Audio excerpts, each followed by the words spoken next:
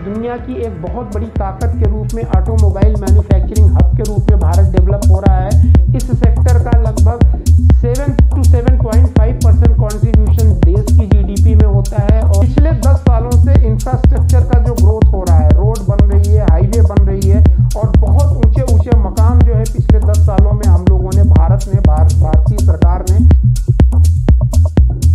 आर्थिक मोर्चे पर हमारे देश की बेहद ही सुखद तस्वीर निकलकर सामने आ रही है।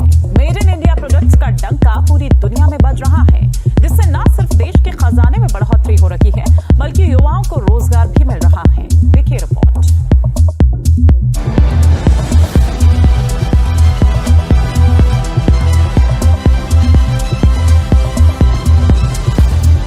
साथियों, आज भारत में इतना कुछ हो रहा है, हमारे तीसरे टर्म में जो गति भारत ने पकड़ी है उसे देखकर बहुत सी रेटिंग एजेंसीज ने भारत का ग्रोथ फोरकास्ट और बढ़ा दिया है।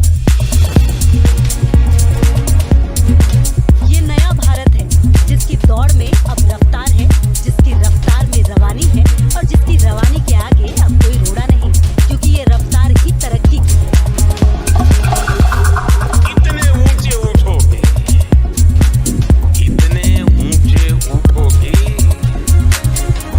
जितना उठा गगन है। दुनिया की एक बहुत बड़ी ताकत के रूप में ऑटोमोबाइल मैन्युफैक्चरिंग हब के रूप में भारत डेवलप हो रहा है।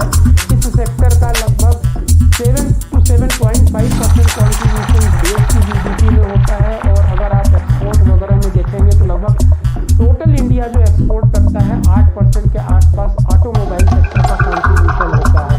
सबसे हाईएस्ट एग्रीकल्चर सेक्टर का होता है।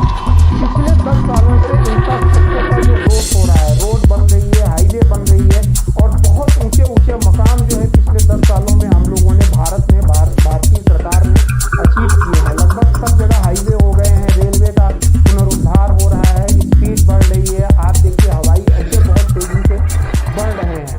तो इंफ्रास्ट्रक्चर जो होता है ये वो प्लेटफॉर्म होता है, ये वो ट्रैक होता है जिसपे कि इकोनॉमी बूस्ट करती है।